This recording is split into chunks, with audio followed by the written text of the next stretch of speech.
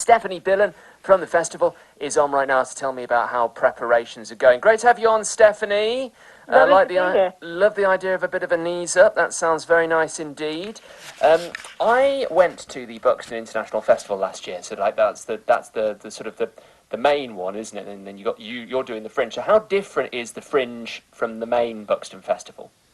They are really very different because the Buxton International Festival is a programmed event with world-class opera and a literary series, books and jazz and things, which is great. But the Fringe is about anyone having a go, and we do get professional actors and performers of all sorts, but we also get people who've never performed before and are just taking advantage of the ethos of the Fringe, which is that there is no selection and anyone can do anything, which just makes it hugely exciting. And it's where a lot of people first tread the boards and sometimes go on to great things. So it's wonderful. Yeah, well, I'm really looking forward to finding out a little bit more about it this year, because last year I was there just really focusing on the Buxton International Festival, but there was a whole world in the Fringe Festival I didn't tap into last time, and I'm determined to right that wrong.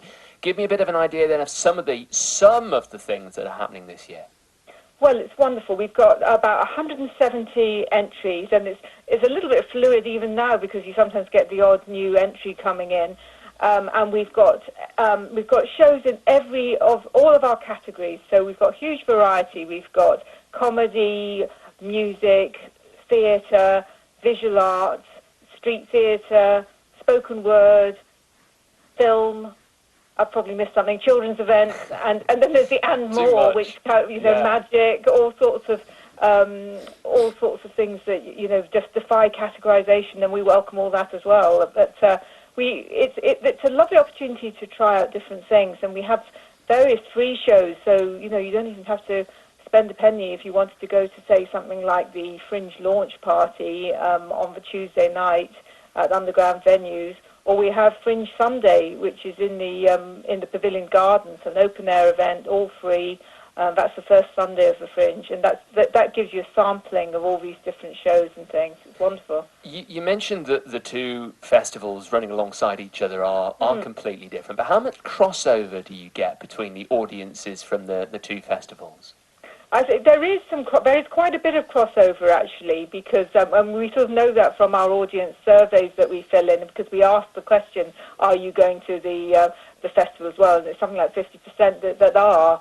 So there is crossover, and I was talking to the festival people about things like their Gypsy musical, and people liking musical, and they're also liking opera, and it's the same with us, And also we have a huge amount of classical music, which is absolutely right up the street of a lot of festival goers. So we have some very top class stuff. Things like harp, guitar, and quite sort of esoteric stuff, as well as bits of rock and roll and folk, and our breakfast presenter Andy Twigg doing a comedy set as well. I didn't like to mention that, but yes, Andy Twigg and Wesley, they're going for an audience of 100 is what they're trying to do at the Rotunda with their comedy gig. So that's that to look forward to, and we've got we've just got so many different things. It's hard to really pick any one thing, but it's well worth a look. It sounds like great fun. How can people find out a little bit more information if they are thinking of coming down to Buxton maybe they're going for the International Festival, or maybe they just want to check out what's there? What can people do? How can people find out more?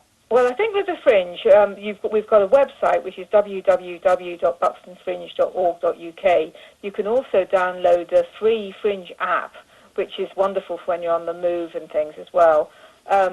If you are, I'm a bit of a website girl, but lots of other people are app people. But I would say that on the website you've got things like the diary where you can use all these different filters. Although having said that, you can also do that on the app. But there are ways to sort of choose if you want to see something at a particular venue or on a particular date. You can use all these filters so you can make it so easy to find your way around. And then also we list things like all the free shows, so you can have all that in one place. So there's lots of ways into the information, and it's a really friendly Fringe. We also have an information desk that will be open every day of the Fringe in the Pavilion Gardens. Excellent stuff. It sounds like great fun. Hope to catch up with you a little more, maybe even up there as well. I'm going to be up there next month as it's all happening. So thanks, Stephanie. Great to talk to you. Lovely. Thank you very much. Thanks. Stephanie Billen from the Buxton Fringe Festival starts on Tuesday.